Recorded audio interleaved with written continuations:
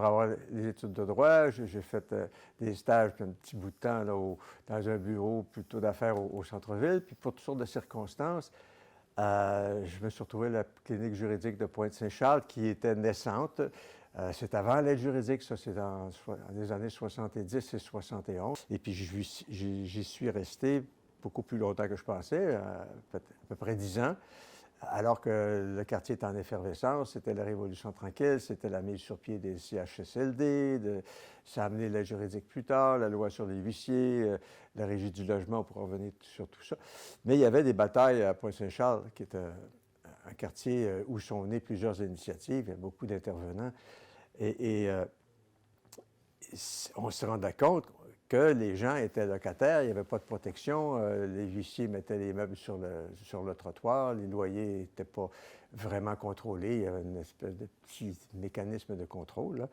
Et à un moment donné, on s'est dit, bien, ce serait bien de prendre la propriété de plusieurs maisons, parce qu'il y avait plusieurs étaient en délabrement, il y avait beaucoup de taudis à l'époque. Et de là est venue l'idée d'utiliser la formule coopérative pour que, justement, les citoyens qui se battaient, les locataires, au lieu de demeurer locataires, puissent contrôler finalement la propriété, leur habitation. L'idée, c'était de faire des plus petites coopératives pour que les gens puissent fonctionner comme une communauté.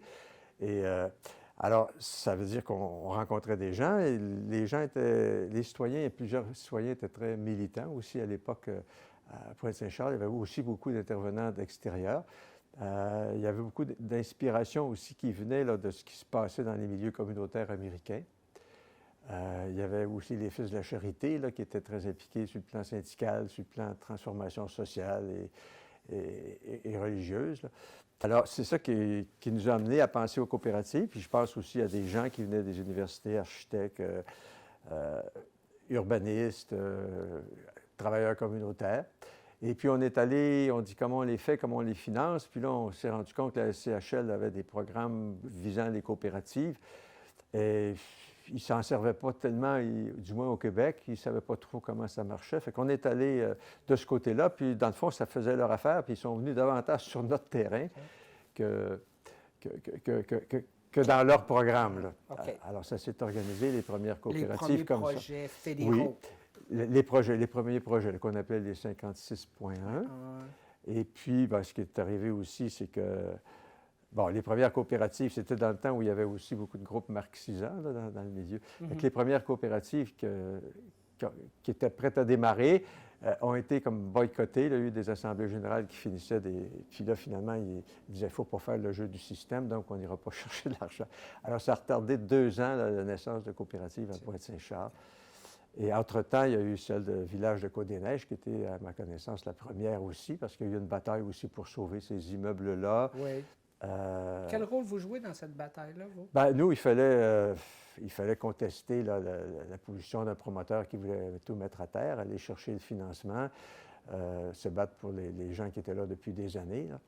Et finalement, on a gagné à la dernière minute, et puis c'était stressant pour les gens qui étaient là. Il y a plusieurs personnes qui étaient parties parce qu'ils disaient on ne peut pas rester sans savoir. Puis ça s'est réglé en juin, alors que le 1er juillet, ils voulaient tout vider. On vivait dans un petit logement, ma femme attendait un autre enfant, puis on a eu 3. Et il y avait un grand logement qui se libérait, puis les gens ont dit venez-vous-en avec nous autres, venez-vous-en avec nous autres. Puis on y est allé. Et puis il a fallu tenir le coup jusqu'à la dernière minute parce qu'on s'énervait aussi. Où est-ce qu'on va aller le 1er juillet, là? Mais finalement, on dit, si nous, on n'y va pas, là, à un moment donné, les autres aussi vont dire, ben, s'ils n'y croient pas qu'on va la sauver, la maison. Alors, on est resté, puis finalement, on l'a sauvée. Vous êtes aussi du groupe qui va écrire le manifeste des coopératives, oui, qui sera publié en 1977. Qu'est-ce qui vous amène à jouer ce rôle-là? Bien, parce que, étant impliqué avec les premières coopératives, notamment, là, ça recommençait à Pointe-Saint-Charles. On me souviens d'être allé cogner dans des immeubles pas mal délabrés, puis essayer parler aux gens, les convaincre. Et puis, il y a plusieurs coopératives qui sont nées. Il y a eu beaucoup d'OSBL, ça, on pourrait revenir là-dessus Donc, aussi. vous faisiez le travail de démarchage pour convaincre Avec, les locataires oui, de avec d'autres, s'embarquer c'est dans ça, un projet de c'est ça. coopérative. Oui, puis il y avait, je pense à James McGregor, je pense à plusieurs autres. Là. Il y a Robert Cohen qui a joué un rôle aussi. Il y a des avocats populaires qu'on appelait, là, M. Favron, puis d'autres à Pointe-Saint-Charles. J'oublie des noms sans doute. Là. Et puis, à un moment donné, on s'est mis à regarder. Alors, à Québec, on est allé plusieurs fois à Québec voir des coopératives qui étaient naissantes. Il y avait aussi à Sherbrooke avec Jean-Bernard Gagné qui mettait sur pied les premières coopératives à Sherbrooke également. Puis là est arrivé un plan qui venait de la Société d'habitation de l'époque pour créer des coopératives de fin pratique un peu pas tout à fait de propriétaires comme il y avait eu après la guerre, là, mais des coopératives où les coopérateurs auraient le droit de vendre leur part mais au prix du marché. C'est ce qui a amené la rédaction du... Fait qu'il y avait, je pense qu'on a rédigé ça à un moment donné en tenant compte des idées de chacun, là, avec Jean-Bernard Gagné, aussi Hubert Fortin, là, qui était à Québec à l'époque, puis qui est maintenant à Montréal. Et ouais, on avait fait un brouillon, puis un projet, puis ce projet-là, bien, il a été présenté à la première assemblée, là, où il y avait 73 délégués, ça représentait là, peut-être, j'y vais à l'œil, peut-être 20, 25 ou 30 coopératives. Alors, le manifeste a été adopté tel quel, et il a servi, on a vu dans plusieurs coopératives là, que c'était au départ de leur règlement, en tête de leur règlement, en tête des règlements aussi des fédérations. Il y a eu beaucoup de références qui étaient faites à ce manifeste-là depuis 45 ans, dans le fond. Est-ce qu'il est toujours actuel, à votre avis, aujourd'hui? Vous le relisez, vous dites quoi? Bien, à mon avis, il est toujours actuel, mais son interprétation, à mon avis, à travers le temps, a été par certains beaucoup trop rigide. Ce qui a amené aussi l'échec de plusieurs projets, là, dont on pourra parler plus tard, qui auraient peut-être modifié certaines façons de faire actuelles. Okay. Alors, l'idée, c'était d'avoir des coopératives qui soient vraiment sous le contrôle des gens. Et ce qu'on craignait avec ce qui était la proposition là, qui venait du gouvernement, puis il y avait plusieurs d'autres acteurs aussi, c'était qu'effectivement, les gens n'auraient pas de pouvoir parce que tout serait plus ou moins contrôlé par en haut, décidé par en haut. Alors, c'est très important que les gens puissent, comme la formule coopérative nous l'indique, puissent contrôler finalement leurs conditions d'habitation. C'était important aussi, la deuxième idée, que finalement, l'accessibilité, indépendamment du revenu des gens, soit possible. Avec les programmes 56.1, c'était possible parce que déjà, ça baissait, il y avait une subvention de base qui baissait un peu les loyers par rapport au marché, mais il y avait aussi ce qu'ils appelaient l'aide de dernier recours. Et ça s'est bien déroulé avec ces deux volets du programme. Puis c'est un programme qui n'était pas très invasif. C'est évidemment l'introduction de programmes de subvention, puis tant mieux aussi, qui faisaient des coopératives, là, beaucoup des coopératives qui sont davantage juridiquement, là, c'est des logements loyer modique. Oui. Il y a eu cette orientation-là qui a fait aussi que les coopératives, ce type de coopérative-là, était plus difficile à prendre en charge par les usagers eux-mêmes. Ça a changé un petit peu à un moment donné, un peu le climat, puis ça a rendu plus difficile de revenir à ce qui c'était les premières coopératives, là, les programmes PSBLP. Tout ça, ça n'a pas été mauvais, mais peut-être, à mon point de vue, on est rentré trop vite dans ce que, finalement, les programmes voulaient que ce soit, sans peut-être avoir exigé des programmes plus près des besoins des coopératives et du respect de ce qu'est une coopérative. Ça n'aurait peut-être pas financièrement coûté plus cher au gouvernement d'adapter ces programmes-là de façon plus souple. Il y a aussi des choix qui ont été faits parce qu'à un moment donné, il y a eu des projets, puis beaucoup de projets sont venus qui, à mon avis, respectaient le manifeste, qui permettaient aux coopérateurs d'avoir un peu d'avantage. Tout de suite, on sautait sur le nom capitalisation, puis c'était une espèce de tabou.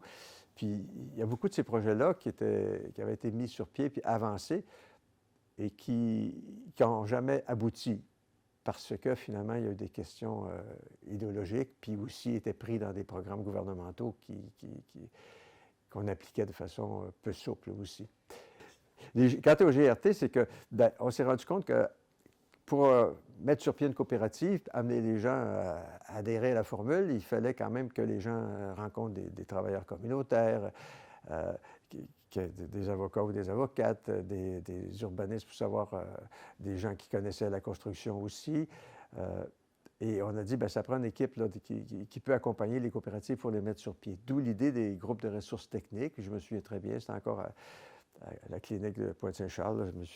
C'était pas dans un petit local. On était 3-4 où on a rédigé un projet de fondation des groupes de ressources techniques. Puis on est allé à Québec voir le ministre Tardif, qui était nouvellement élu dans le premier gouvernement de René Lévesque, là, qui a tout de suite adhéré à cette idée-là. Et c'est de faire en sorte que finalement les coopératives puissent se développer à partir des gens impliqués dans leur milieu. J'ai toujours eu comme réflexion que le mouvement coopératif en habitation, il y a des bases financières importantes dont on n'a pas tiré suffisamment profit à cause de ces querelles-là, à cause de ces orientations-là. Il y a quand même beaucoup d'équité là, qui dort, qu'on laisse là. Il y a aussi le fait que les fédérations, normalement, auraient pu jouer un rôle s'il y avait des programmes ou des types de coopératives qui permettent aux gens, prenons je trouve mon image d'une vieille dame qui quitte à 75 ans, puis est obligée d'aller quelque part, mais à part de la coopérative, elle laisse un logement qui va coûter presque rien, entre guillemets, là, à ses successeurs, mais elle part avec rien pour se loger. Mais c'est les dommage. aînés restent en coopérative, à votre avis? On doit travailler pour... Mais tant que les aînés sont autonomes, je trouve que oui. Ils l'ont bâti, la coopérative. Ils ont payé l'achat, la rénovation, les travaux. Ils ont mis de l'argent dans la réserve de par leur loyer. Mais tout ça, si certains de ces types de droits-là étaient reconnus aux locataires des coopératives, d'une part, ça inciterait les coopératives, ces locataires-là à faire en sorte que leur coopérative appartienne à la fédération, et ça donnerait un rôle aux fédérations de consolidation aussi, de gestion de toutes ces formules-là, par exemple. Serge Caro disait, si dans 20 ans, on a 20 000 logements, on sera bien content. Alors là, je pense qu'il y en a 37 ou 38 000 après 40 ans. 50 ans, parce que le mouvement a 50 ans. Oui. Il y a peut-être eu un ralentissement, le développement des coopératives. Je pense qu'il y a des efforts à faire auprès des GRT pour qu'on n'hésite pas à créer des coopératives, même si ça demande un peu plus d'énergie, plutôt que des OSBL. Les OSBL sont très utiles quand on a affaire à une clientèle qui ne peut pas s'autogérer facilement pour toutes sortes de raisons. Mais parfois, c'est des clientèles aussi qui auraient pu le faire. Mais ça apparaît toujours un peu plus compliqué de créer des coopératives. Mais je pense qu'il faudrait revenir à l'idée de créer des coopératives, puis aussi se battre davantage auprès des instances gouvernementales qui financent le logement social pour qu'on développe des programmes qui soient plus adaptés. Encore une fois, il faut y travailler. Puis il faut y travailler, non pas en disant « faites-nous-le ».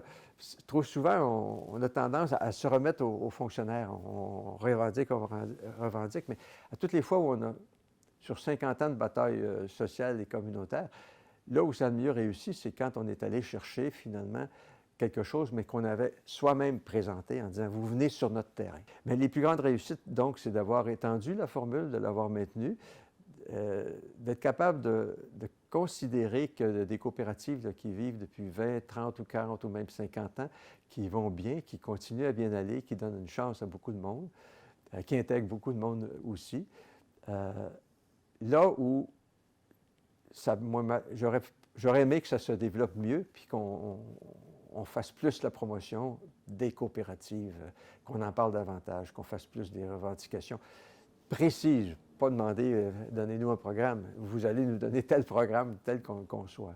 Donc, une organisation comme ça. Puis, à mon avis, c'est le temps parce que les gens, il y a besoin de développer du logement. Les promoteurs privés sont un peu plus frileux, mais je regarde des GRT dans plusieurs régions qui prennent des initiatives et qui sont très efficaces aussi. C'est de bon augure. On entend beaucoup parler de la crise du logement, là. Puis il me semble de vivre ce qu'on a vécu il y a 30 ou 40 ans, là. Puis dans les mêmes termes aussi. Même chose pour la réforme du Code civil en ce qui concerne le droit des locataires. Je pourrais en parler tout à l'heure. C'est qu'il y a des époques, effectivement, où on n'a pas suffisamment fait d'habitation, puis ça crée une crise du logement. Mais c'est pratiquement dans les mêmes termes aussi. Mais il y a une crise aussi plus plus importante maintenant à cause de l'augmentation des valeurs immobilières, l'accroissement aussi de l'immigration. Alors, c'est sûr que ça prend du logement. On ne réussit pas, même en région, il n'y avait pas de crise du logement tant que ça en région. Donc, il y a une crise aiguë aussi. C'est pour ça que c'est peut-être le moment aussi, le mouvement se réunisse. C'est ce qu'on souhaitait là, en soulignant le 45e anniversaire de l'adoption du manifeste, se réunissent, tiennent des espèces d'états généraux, indépendamment des querelles qui ont pu avoir lieu, puis en se disant où est-ce qu'on va, puis qu'est-ce qu'on demande au gouvernement. Puis on va arriver au gouvernement avec quelque chose de sérieux en termes de programme qui va aider au développement de l'habitation coopérative. Puis toute la structure est là. Les GRT sont là. Je sais que aux yeux des pouvoirs publics, les GRT sont perçus comme des très bons développeurs immobiliers. Il faut miser là-dessus aussi, sur leur crédibilité. Il faut miser aussi sur le fait que les coopératives, c'est de l'habitation très stable, qu'il n'y a pas eu beaucoup de faillites en matière d'habitation coopérative comparé à toutes les faillites qu'on retrouve dans le privé, par exemple. Ouais. On le dit, la résilience des entreprises coopératives est très solide. C'est tout ça qu'il faut bâtir, puis il faut avoir une force pour dire, vous l'avez l'argent, mais vous allez la distribuer de façon à ce que ça profite davantage et ça respecte la formule coopérative. Puis c'est peut-être un moment important là, pour le faire.